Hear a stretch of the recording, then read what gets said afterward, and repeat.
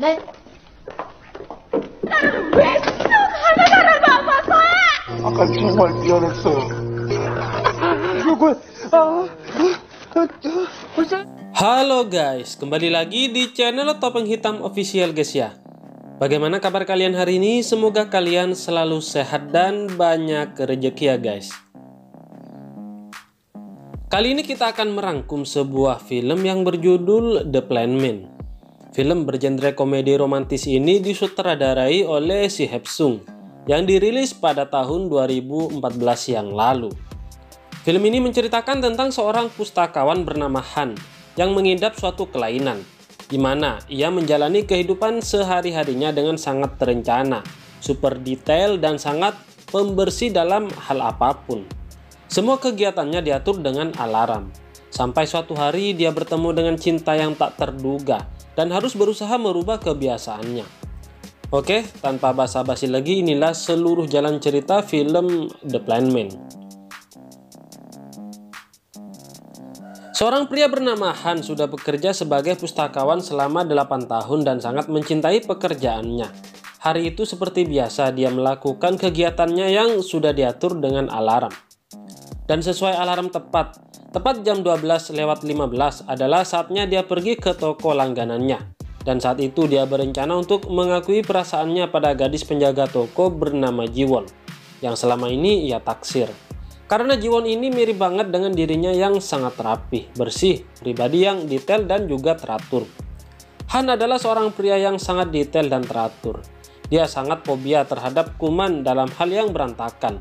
Ia bahkan menjalani kehidupan sehari-harinya dengan segala sesuatu yang sudah ia rencanakan hingga hari berikutnya.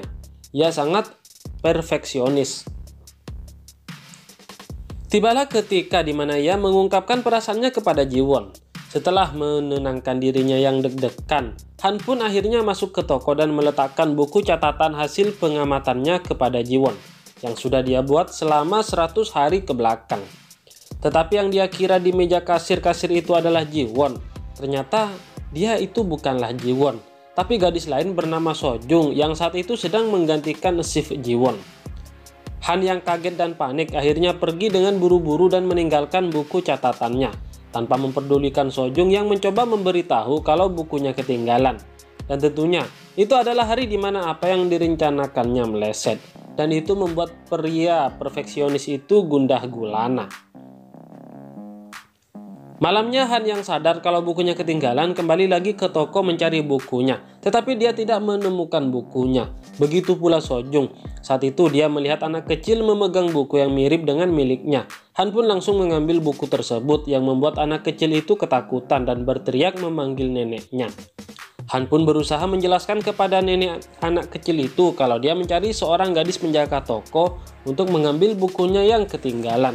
Dan akhirnya anak kecil tersebut memberitahu kalau gadis yang dicarinya itu adalah bibinya. Dan sekarang dia sedang bekerja di sebuah klub. Kemudian Han pun datang ke klub dan melihat Sojung yang sedang bernyanyi di klub itu. Sojung yang telah selesai membawakan lagunya akan menyanyikan lagu barunya yang berjudul Plan Man atau Pria Terencana, yang ternyata lagunya adalah tentang Han. Sojung pun kaget karena melihat Han ternyata ada di sana. Dia pun menunjuk Han dan bilang kalau itu adalah pria terencana yang ada di dalam lagunya. Semua pengunjung klub pun melihat ke arah Han. Han yang malu pun berteriak kesal kalau itu adalah masalah pribadi dan pergi meninggalkan tempat tersebut. Sojung yang melihat Han terlihat kesal mengejar Han dan meminta maaf karena telah membaca bukunya tanpa permisi. Han tidak memperdulikan Sojung dan terpaksa berhenti saat Sojung menariknya. Han pun mengambil bukunya yang masih dipegang oleh Sojung dan menyemprotkan disinfektan ke bukunya untuk menghilangkan kuman. Kemudian Han kembali pergi meninggalkan Sojung. Sojung yang tahu kalau Han naksir ke Jiwon dari bukunya yang dibaca pun berteriak kalau dia bisa memandu Han dengan bertemu dengan Jiwon. Karena dia dekat dengan Jiwon. Han yang tertarik dengan perkataan Sojung pun berhenti dan balik mengejar Sojung yang pergi meninggalkan Han. Akhirnya Han bertemu Jiwon atas bantuan Sojung. Han menyerahkan buku catatannya ke Jiwon. Jiwon pun membaca buku tersebut dan malah mengatakan kalau ia tidak menyukai Han, karena ternyata Han sama persis dengan dirinya. Jiwon bilang dirinya tidak bahagia karena sifat perfeksionis tersebut. dan bertanya apakah Han bahagia. Jika semuanya diatur dengan alarm dan tidak bisa berjabat tangan dengan orang lain karena takut kuman. Sambil menunjukkan telapak tangannya yang terkelupas karena terlalu sering mencuci tangan, Jiwon pun menyarankan Han untuk pergi ke psikiater seperti dia, agar dia bisa berubah. Dan bilang Han dia tidak akan suka dengan keadaan hidupnya yang seperti sekarang. Dan berniat untuk merubah lalu pergi meninggalkan Han. Han pun pergi dengan patah hati. Scene kemudian berganti. Saat itu Sojung menunjukkan brosur audisi band dan mengajak Han. Sojung bilang kalau Han bagus dalam menulis. Dan biasanya, orang yang lagi patah hati bisa menulis lirik yang bagus. Lagi pula Sojung sudah bikin lagu dari bukunya. Jadi secara tidak langsung, Han yang juga nyiptain lagu Plan Man, Han merasa heran kok bisa-bisanya Sojung ngajakin dia ngeband, padahal baru kenal. Tapi Sojung bilang kalau dia ngerasa sudah lama kenal Han setelah membaca buku catatan Han. Singkat cerita, Han pun mengikuti saran dari Jiwon dan pergi ke psikiater untuk melakukan terapi. Oleh dokter, Han diberi masukan agar merubah kebiasaannya yang sekarang. Karena Jiwon tidak membenci Han, hanya membenci kebiasaan Han. Dokter pun menyarankan agar pertama-tama Han menanyakan anggapan orang-orang di sekitarnya mengenai dirinya dan membaca sesi tesnya pada terapi berikutnya. Besoknya Han bertanya kepada semua temannya dan juga Sojung pendapat mereka tentang dirinya. Dan hampir semua yang dia tanya menjawab kalau Han itu orang yang aneh. Pada kelas terapi berikutnya Han diperkenalkan pada peserta terapi lainnya. Ada penulis yang sama sekali tidak bisa menulis. Ada yang terlalu cepat marah. Ada juga yang terlalu gampang menangis. Bahkan ada yang takut dengan kotoran merpati. Tibalah giliran Han yang menceritakan alasannya berada di kelas itu. Dia pun bercerita kalau dia memiliki 4 kebiasaan yang ingin dia rubah, yaitu selalu mengatur segala sesuatu dengan alarm, tidak tahan dengan benda yang tidak rapi, tidak bisa menyentuh benda kotor, dan tidak pernah melakukan sesuatu tanpa direncanakan. Dia pun akan merasa aneh jika dia bertemu dengan orang yang tidak merencanakannya dulu. Cerita pun berlanjut. Han pun kembali mendatangi Jiwon ke toko dan mengatakan kalau dirinya sudah mulai terapi dan sudah mulai berubah. Sojung yang kebetulan ada di situ kemudian menyambar obrolan mereka dan bilang kalau Han juga harus main band sebagai bentuk keseriusannya untuk berubah. Han pun terpaksa mengiyakan hal tersebut agar Jiwon terkesan dengannya. Tapi Han yang meminta bantuan kepada Sojung agar bisa merubah 4 kebiasaannya dan dimulai dengan Sojung merampas jam tangan milik Han agar Han tidak bisa mengatur alarm. Malamnya Han susah banget buat tidur dan keesokan harinya Han kesiangan dan terlambat kerja karena alarmnya tidak berbunyi. Han yang panik langsung meminta maaf karena datang terlambat kepada bosnya. Bukannya dimarahi, Han malah diberi tepuk tangan oleh bos dan teman-teman kantornya. Karena ini adalah untuk pertama kalinya selama 8 tahun bekerja, ia datang terlambat.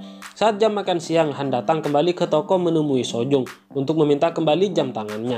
Karena tanpa alarmnya dia merasa hidupnya berantakan. Sojung menolak permintaan Han dan bilang kalau bisa berubah sulit untuk dilakukan. Lalu merubah topik pembicaraan dan bertanya alat musik apa yang Han mainkan. Han kemudian menjawab bahwa dirinya bisa sedikit memainkan piano. Cuma sudah lama dia tidak bermain piano. Terakhir waktu dia masih kecil. Sojung pun mengajak Han ke rumahnya dan mencoba memainkan piano. Seperti biasa, Han membersihkan dulu sampai kinclong. Setelah bersih, Han pun memainkan piano yang diperhatikan oleh Sojung. Siapa sangka Han yang culun mampu memainkan piano dengan sangat memukau. Sampai Sojung, bibi dan keponakannya pun dibuat melongo. Saking senangnya Sojung memeluk Han dengan erat. Namun bukannya senang dipeluk cewek cantik, Han malah ketakutan dan lari terbirit-birit ke tukang laundry. Tentunya, ini dikarenakan fobianya terhadap kuman. Sojung hanya diam dari jendela melihat kelakuan aneh Han.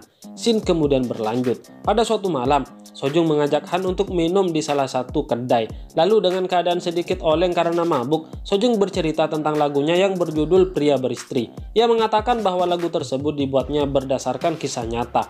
Kalau dulu, dia pernah mencintai seorang pria yang ternyata sudah memiliki istri. Ternyata pria tersebut adalah seorang penulis lagu yang sangat terkenal, yang saat itu sedang menjadi juri audisi untuk mencari band baru. Hal itu juga menjadi motivasi Sojung untuk mengikuti audisi band agar bisa menyanyikan lagu Pria Beristri di depan orangnya langsung. Sojung, si gadis periang ini, terlihat sedih menceritakannya. Hari-hari pun berlanjut, diperlihatkan Sojung dan Han latihan untuk audisi bandnya. Dan Han juga sedikit demi sedikit sudah mulai berubah meninggalkan 4 kebiasaannya. Hari audisi band pun tiba. Dan sekarang giliran band Sojung dan Han untuk tampil. Han membersihkan piano dulu seperti biasanya. Itu lumayan menarik perhatian kru dan para juri. Ditambah penampilan yang nggak meyakinkan membuat band mereka sedikit diremehkan. Tapi setelah mereka tampil, ternyata lagunya mantap banget. Dan penampilan mereka keren parah. Liriknya yang unik ditambah permainan piano Han yang memukau membuat 2 juri terkesan dan memberi yes untuk band tersebut. Tapi 1 juri lagi, pria yang tersindir dengan lagunya, memberi kritik pedas dan memberi nilai 0. Pria yang bernama Choi tersebut adalah pria yang dulu disukai oleh Sojung. Pria yang ada dalam lagu yang mereka nyanyikan. Tapi tentunya 2 yes sudah cukup buat band mereka untuk lulus ke tahap selanjutnya. Besoknya pas datang ke kantor, Han disambut oleh teman-temannya. Semua temannya tidak ada yang menyangka kalau Han yang culun ternyata punya bakat yang besar. Ternyata audisi band kemarin viral dan membuat semua orang tahu siapa Han sekarang. Termasuk seorang presenter reality show yang dulu pernah berhubungan dengan Han waktu kecil yang kini karirnya sudah tidak jelas. Presenter itu datang ke kantor Han dan memanggil Han nama kecilnya. Han pun bilang kalau presenter itu salah orang. Han terlihat marah ketika bapak tua ini mengungkit masa lalunya. Kemudian, diperlihatkan flashback seorang anak jenius dengan IQ 200 yaitu Han kecil, yang digadang-gadang akan menjadi masa depan Korea. Setelah ketemu dengan presenter tersebut, Han menemui Sojung dan tidak mau melanjutkan audisi band dengan alasan tidak suka menjadi pusat perhatian banyak orang. Meskipun agak sedikit kecewa, tetapi Sojung pun setuju, karena motivasinya hanya ingin menyanyikan lagu Pria Beristi di depan orangnya langsung. Mereka berdua kembali ke toko karena tas Han tertinggal di sana. Pas sampai di toko, ternyata Sojung sudah ditungguin sama Choi yang marah-marah karena lagu audisinya kemarin. Sojung pun bilang ke Choi kalau dia bakal ngundurin diri dari audisi, jadi nggak usah khawatir. Han yang tidak tega melihat Sojung dimarahi sama Choi, akhirnya datang membela Sojung. Dia yang tadinya tidak mau melanjutkan audisi malah bilang ke Choi kalau mereka akan lanjut audisi. Saat keadaan semakin memanas, tiba-tiba Jiwon datang dan bikin Choi jadi pergi ninggalin mereka. Malam harinya, Han kembali ikut kelas terapi. Semua orang bercerita tentang perubahannya selama ikut terapi. Dokter bilang pertemuan berikutnya merupakan pertemuan terakhir dan mereka akan melakukan pertunjukan dan harus mengajak 1 orang untuk melihat perubahan mereka. Scene berpindah ke toko di mana Han memberikan undangannya kepada Jiwon dan mengajaknya nonton. Tak lupa Jiwon memberinya selamat karena terapinya berhasil. Setelah itu mereka berdua pun keluar. Sesampainya di ruang tunggu bioskop, mereka banyak berbincang. Namun Han malah banyak menceritakan Sojung sehingga Jiwon beranggapan Han berhasil merubah bukan karena terapi, melainkan karena Sojung. Jiwon pun tiba-tiba bilang agar Han memberikan undangannya kepada orang yang benar-benar Han inginkan. Dan akhirnya mereka tidak jadi menonton. Han kemudian kembali ke toko dan memberikan undangannya buat Sojung. Singkat cerita, audisi kedua pun dimulai. Juri Choi yang memang tidak suka kepada band mereka dari awal mengompori kedua juri lainnya untuk menanyakan asal-usul lagu di audisi yang pertama, yang katanya dari pengalaman pribadi. Han yang mencoba membela Sojung malah diungkit juga masa lalunya tentang anak yang jago pengingat yang dianggap telah melakukan penipuan. Han pun terpancing dan menyerang Choi hingga akhirnya dipisah oleh para kru dan band mereka pun didiskualifikasi. Ternyata kejadian tersebut terekam dan muncul di TV. Hal itu membuat berita tentang Han kecil yang jenius kembali muncul dan menarik perhatian semua orang. Dan karena kejadian itu, Han pun hilang tidak ada kabar sampai berhari-hari, hingga semua orang mencarinya. Pada momen-momen diperlihatkan juga Sojung yang galau karena merasa kehilangan Han. Suatu ketika, tukang laundry langganan Han ke rumahnya karena baju Han yang tidak pernah diambil-ambil dan menasihati agar Han tidak menyerah dengan keadaan sekarang karena bersembunyi tidak dapat menyelesaikan masalah. Hari pertunjukan pasien terapi pun tiba dan Han belum datang. Pertunjukan pun dimulai. Satu persatu pasien menunjukkan perubahannya di depan para tamu yang hadir. Namun di salah satu bangku penonton ada presenter reality show yang berencana merekam Han untuk jadi bahan acaranya nanti. Saat acara mau selesai, Han akhirnya datang dan meminta maaf ke dokter karena datang terlambat. Lalu Han langsung tampil di depan dengan muka yang terlihat tegang. Dan setelah itu ternyata Sojung juga datang. Dokter dan Sojung memberi semangat kepada Han yang membuat Han menjadi lebih tenang. Han pun mulai bercerita tentang 30 tahun silam. Di belakang panggung ada anak kecil berusia 8 tahun yang jago mengingat bernama Jinggu. Dan ibunya beserta presenter TV. Mereka sedang berbicara tentang masa depan Jinggu yang akan sekolah di Amerika setelah acara TV ini sukses. Tapi Jinggu menolak dan ingin di Korea karena ingin selalu dekat dengan ibunya. Ibunya pun meyakinkan Jinggu kalau ini adalah kesempatan yang besar yang sayang jika disia-siakan. Presenter yang juga meyakinkan Jinggu kalau dia pasti bisa dan memberitahu Jinggu kalau pertanyaan dan jawaban sudah disiapkan. Saat acara dimulai secara live, seperti yang direncanakan, Jinggu akan menjawab pertanyaan yang sudah disiapkan di belakang panggung tadi. Presenter menunjukkan orang yang sudah disiapkan untuk memberikan pertanyaan. Tetapi Jinggu yang seharusnya menjawab pertanyaan tersebut dengan mudah, malah salah dalam menjawab.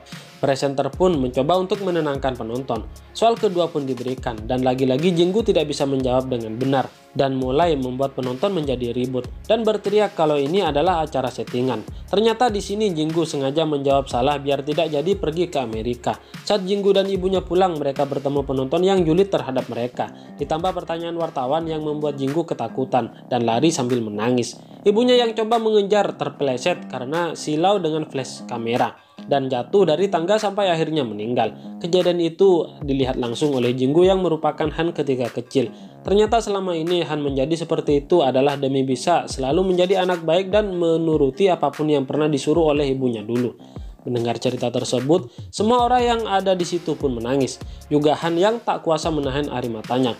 Sambil menangis, Han meminta maaf kepada ibunya dan berjanji akan selalu menuruti semua kata-kata ibunya. Dokter pun berusaha menenangkan Han. Dokter lalu mendekat dan merubah bayangan menjadi ibu Han. Lalu berkata, dialah yang seharusnya meminta maaf karena tidak mengerti perasaan anaknya, dan akhirnya mereka pun berpelukan. Presenter yang tadi niat merekam Han ternyata mengurungkan niatnya dan membiarkan hidup tenang karena tersentuh dengan cerita Han. Setelah acara selesai, Han dan Sojung pulang bersama. Saat itu tiba-tiba hujan turun yang membuat mereka harus berlari biar nggak kehujanan. Han pun lari sambil menutupi kepala Sojung dengan tasnya agar tidak terkena hujan. Hujan pun reda dan Sojung pamit untuk pulang. Saat itu Han menahan Sojung dan mengungkapkan perasaannya kepada Sojung bahwa ia menyukai gadis tersebut. Sojung cuma senyum dan mencium Han tepat sasaran. Han yang kaget mendapat ciuman pertama dalam seumur hidupnya langsung pingsan, meskipun pingsannya sambil nyengir. Dan film ini pun tamat guys ya. Bagaimana menurut kalian? Film ini sangat bagus guys ya. Bagi kalian yang baru menemukan channel ini, mohon dukungannya dengan cara klik like, share, dan juga subscribe di bawah ini. Serta aktifkan juga tombol loncengnya supaya kalian tahu jika ada konten terbaru dari channel ini guys ya. Oke, terima kasih guys, bye bye.